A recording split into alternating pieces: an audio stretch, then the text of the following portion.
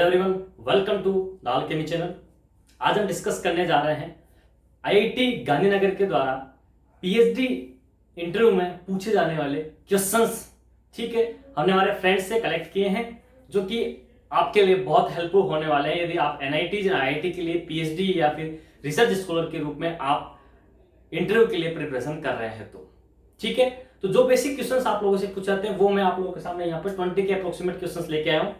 आप इसको कंटिन्यू देखें, इनको सोल्व करें, इनकी प्रैक्टिस करें, आप लोगों के लिए बहुत हेल्पफुल होने वाला है।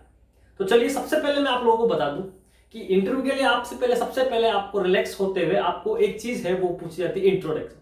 तो आपका जो इंट्रो है वो आपको सबसे पहले देने होता है। इंट्रो के बाद में आपसे पूछता है कि आज इस इंटरव्यू के लिए आप क्या टॉपिक तैयार करके आए हैं, किस टॉपिक की प्रिपरेशन आप करके आए हैं, उन टॉपिक्स को आप लग से जानते हैं। क्योंकि जिस टॉपिक्स के बारे में आप उनको देंगे वो आपसे उसी के ही एरिया के अंदर आपसे क्वेश्चंस पूछेंगे। क्लियर है? तो ये आपका सबसे इंपॉर्टेंट फैक्टर होता है कि आप कौन सा टॉपिक तैयार करके जा रहे हैं इंटरव्यू के पॉइंट ऑफ व्यू से। क्लियर? अब देखना, जो क्वेश्चंस यहां पर आईआईटी गांधीनगर ने पीएचडी इंटरव्यू के अंदर पूछे थे वो क्वेश्चंस है बेसिकली। तो मोस्ट ऑफ द क्वेश्चंस उन्होंने स्पेक्ट्रोस्कोपी, एक्चुअली क्या स्पेक्ट्रोस्कोपी, चाहे आप ऑर्गेनिक फील्ड में जाए, चाहे इनऑर्गेनिक में, चाहे फिजिकल में, स्पेक्ट्रोस्कोपी बहुत इंपॉर्टेंट रोल प्ले करती है। ठीक है, क्योंकि बिना स्पेक्ट्रोस्कोपी हम किसी भी चीज का आइडेंटिफिकेशन नहीं कर पाते। कितनी भी हम रिएक्शन लगा ले, रिएक्शन करने के बाद उस चीज का बनने वाला प्रोडक्ट क्या वही है जो हम डिजायर्ड प्रोडक्ट चाहते हैं, तो उसका हम कैसे आइडेंटिफिकेशन करेंगे। तो फर्दर हम कहां जाएंगे, स्पेक्ट्रोस्कोपी टेक्निक के ऊपर। तो हम एनएमआर, आईआर, यूवी, एक्सआईडी सबको यूज में लेते हुए हम चाहे कैटलिस्ट के स्ट्रक्चर के लिए एक्सआईडी की तरफ मूव करते हैं, एनएमआर है, डेप्थ है, ये सब हमारे क्या काम आती है, टेक्निक आइडेंटिफिकेशन के लिए। क्लियर है? तो बेसिकली क्या है कि स्पेक्ट्रोस्कोपी आपको कहीं भी इंटरव्यू देना है पीएचडी या एनआईटीज में, इंपॉर्टेंट फैक्टर रोल प्ले करता है। ठीक है, तो देखो उनसे क्या क्वेश्चंस पूछा गया कि how to determinate between 1 degree 2 degree amine in IR spectroscopy. IR spectroscopy की हेल्प से आप 1 डिग्री 2 डिग्री एमइन को कैसे आप आइडेंटिफाई करेंगे। तो ये हम बेसिक फंडामेंटल स्पेक्ट उसकी आईआर की रेंज देख करके बता सकते हैं। सेकंड क्वेश्चन था how to analyse aldehyde groups in IR spectroscopy. IR spectroscopy से आप एल्डिहाइड ग्रुप को कैसे एनालाइज कर सकते हैं, ये क्वेश्चन। थर्ड क्वेश्चन में आपको ये एक साइक्लोहेक्सेन रिंग दी थी, इसके साथ में इपोक्साइड रिंग का फॉर्मेशन था यहाँ पर। तो आपसे यहाँ पर बोला था कि NaH लिथियम एल्यूमिनियम हाइड्राइड की रिएक्शन करवाने के बाद बनने वाला प्रोडक्ट क्या होगा। तो आपको यहाँ पर ये देखना है कि लिथियम एल्यूमिनियम हाइड्राइड आपका कौन सा रिएजेंट है, हार्ड है या सॉफ्ट है। उसके अकॉर्डिंग फिर आपको अटैक करवाना है कि स्मॉलर ग्रुप है या लार्ज ग्रुप के अकॉर्डिंग आपका रिंग का ओपनिंग किधर से होगी। That is very much important. तो यहाँ पर क्या है, कीमोसेलेक्टिविटी देखना पड़ेगा। ठीक है, सेकंड फोर्थ क्वेश्चन जो था, draw the structure of cyclohexane. Draw the structure of cyclohexane, जिसके अंदर आपको ये स्ट्रक्चर दी गई थी। जो ये स्ट्रक्चर मैंने आप लोगों को लिखा गया यहाँ पर, ये वही सेम जो स्ट्रक्चर यहाँ है वही स्ट्रक्चर ये है। और इसी स्ट्रक्चर को पूछा था कि इसके लिए आप इसकी स्ट्रक्चर ड्रॉ करो। तो जब इसकी स्ट्रक्चर ड्रॉ करोगे तो किस फॉर्म बनेगी वो आपको पता करना। तो साइक्लोहेक्सेन की फॉर्म बनाई थी, वो पूछा गया था। फिफ्थ नंबर पे क्वेश्चन था कि how to differentiate between IR and UV spectroscopy. IR और यूवी स्पेक्ट्रोस्कोपी को दोनों अपने लेवल पर कैसे आप इसको डिफरेंशिएट करेंगे, ये आपको बताना है। ठीक है, उसके बाद में क्वेश्चन था कि इन IR, NMR and UV spectroscopy x axis और वाई एक्सिस किस चीज को शो करती है, इंडिकेट क्या करती है। क्योंकि हम जानते हैं कि जब हम एनएमआर बनाते हैं तो आपका एनएमआर इस तरह से बना है, तो आपको पता है कि वो जो एनएमआर का डाटा आता है उसमें ये पूछता है कि आपकी जो पीक आ रही है, वो पीक जो आ रही है उसमें ये एक्स एक्सिस और वाई एक्सिस जो है ये एक्चुअल में ये किसको इंडिकेट करती है। तो ये आपको पता होना जरूरी है। क्लियर है यहाँ पर मेरी बात? तो ये पूछते हैं कि ये किस चीज को इंडिकेट करती है। ये बेसिक चीज है, जब आप रीड करेंगे इंपोर्टेंट बुक्स, पाविया है, बेनवेल है, ठीक है, पीएस कल्सीसर की जो बुक्स है स्पेक्ट्रोस्कोपी के लिए, तब आपको ये सब चीजें बेसिक है, इंपॉर्टेंट है, हर किताब में मिल जाती है। फिर है how to analyse ethylene, butadiene and hexadiene in UV spectroscopy. UV spectroscopy की हेल्प से आप इथाइल, ब्यूटाडाइन एंड हेक्साडाइन जो होता है, हेक्साडाइन नहीं है ये यहाँ पर, आई थिंक ये हेक्साट्राइन होगा यहाँ पर, हेक्साट्राइन। तो इथाइलिन, ब्यूटाडाइन एंड हेक्साट्राइन को यूवी स्पेक्ट्रोस्कोपी की हेल्प से कैसे हम यहाँ पर इसको एनालाइज कर सकते हैं। उसके बाद 8 नंबर पे था how to differentiate between cis और trans olefins in NMR spectroscopy.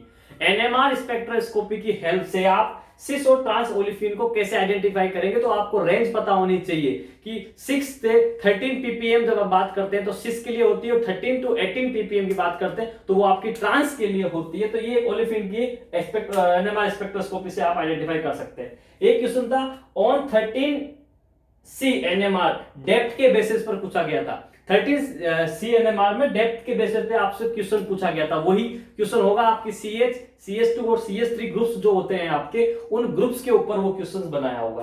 ठीक है, नेक्स्ट क्वेश्चन था विटिक रिएक्शन क्या होती है, विटिक रिएक्शन को एक्सप्लेन करवाया था उससे।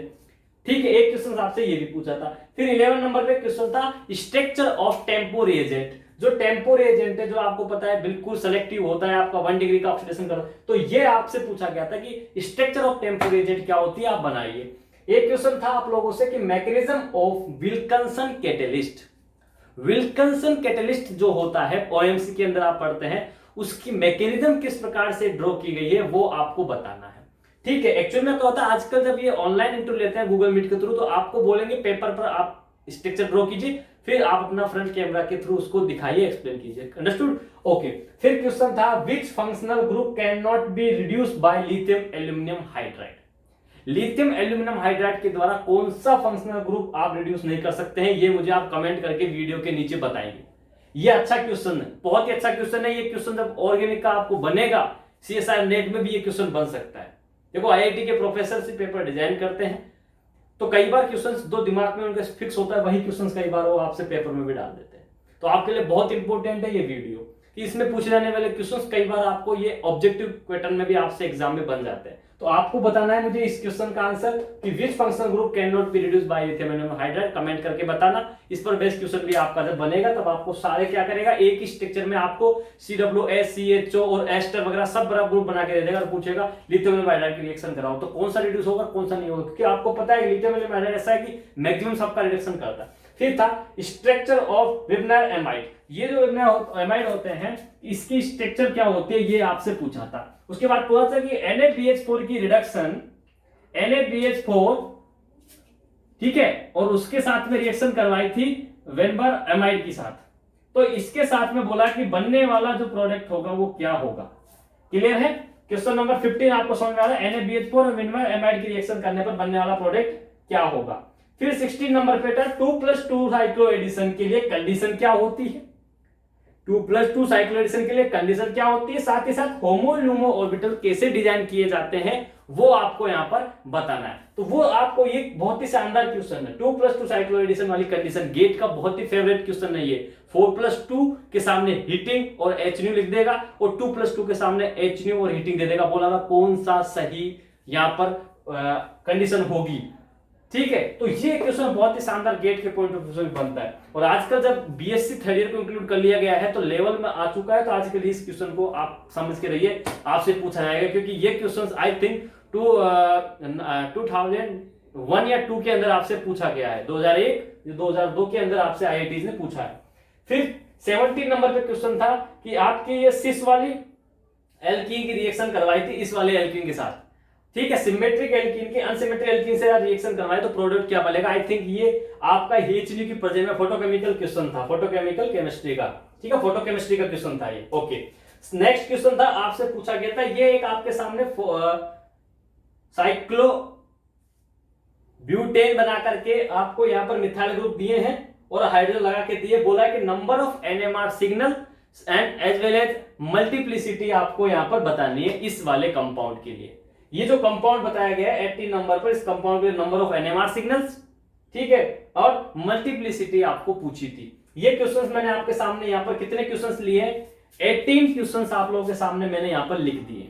2 क्वेश्चंस और है जो बहुत ही इंपॉर्टेंट थे, वो बोर्ड पे आ नहीं रहे थे, इस वजह से मैंने आपके सामने लिखा नहीं, आप नोट कीजिएगा, मैं आपके सामने बोल रहा हूं। क्वेश्चन था what the reason to call pericyclic reaction, what the reason call pericyclic reaction and meaning of the pericyclic reaction, कि पेरिसाइक्लिक रिएक्शन का नाम क्यों दिया गया, पेरिसाइक्लिक क्यों कहते हैं, सेकंड थिंग कि what the meaning of pericyclic reaction. ये दोनों क्वेश्चंस आपसे पूछा गया था IIT गांधीनगर वाले इंटरव्यू में, ठीक है। एक क्वेश्चन और last important question, in tetrahedral intermediate of Weinreb amide.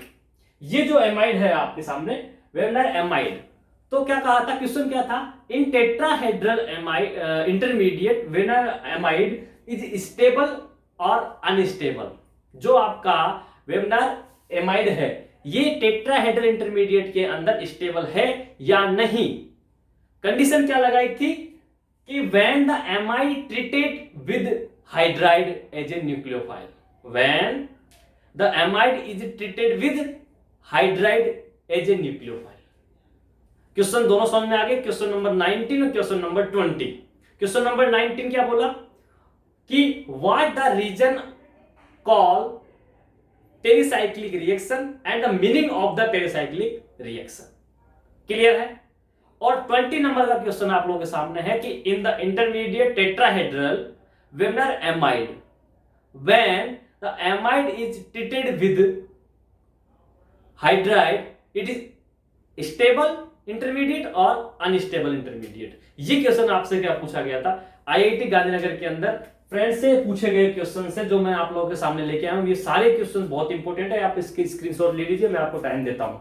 लेकिन इंपॉर्टेंट क्या है कि आप इनकी प्रैक्टिस करें, ये वैरायटी के क्वेश्चंस आप ट्राई करें यदि आपको रिसर्च में इंटरेस्ट है, क्योंकि ये जो क्वेश्चंस हैं ये बेसिकली नॉर्मल क्वेश्चंस है। जब आप किसी टॉपिक को पढ़ते हैं, किसी चैप्टर को पढ़ते हैं, तो वो स्टार्टिंग में आपके सामने ये क्वेश्चन मार्क लग जाता है कि पेरिसाइक्लिक क्यों पढ़ रहे हैं, ठीक है, इसका मीनिंग क्या है, ये बेसिक क्वेश्चन है। उसके बाद आती है पूरी पेरिसाइक्लिक रिएक्शन, ठीक है। तो वो बेसिक क्वेश्चंस आपका बेसिक्स जानने की कोशिश करते हैं कि आपका बेसिक कितना स्ट्रॉन्ग है। यदि आपका बेसिक स्ट्रॉन्ग है तो आप कहीं भी इनऑर्गेनिक केमिस्ट्री, फिजिकल केमिस्ट्री में, ऑल ओवर केमिस्ट्री में आप कहीं भी रुकने वाले नहीं है।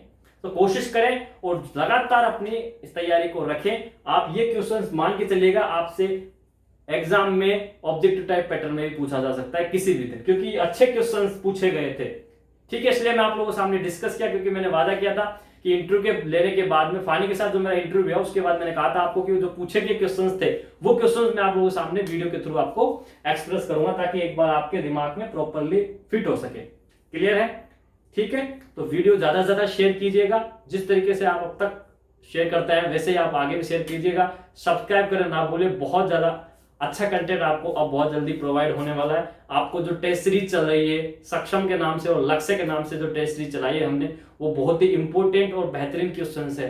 डिफरेंट बुक्स जो है उन सभी बुक्स से कलेक्ट करके वो क्वेश्चन बनाए गए, ताकि आप बुक्स तक ना पहुंचे तो भी आपका काम चले जाए, क्योंकि हर उस बुक को टच किया है जहां से आपके क्वेश्चंस आज की डेट में सीएसआई नेट और गेट बना रहा है।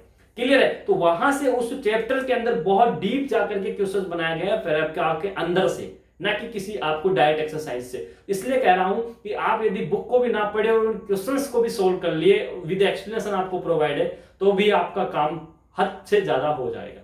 क्लियर है। तो आप उसको फोकस करें और उनको ज्यादा से ज्यादा सोल्व करें और ज्यादा से ज्यादा उसको शेयर करें। चैनल को सब्सक्राइब करना ना भूलें। All the very best, good luck and thank you.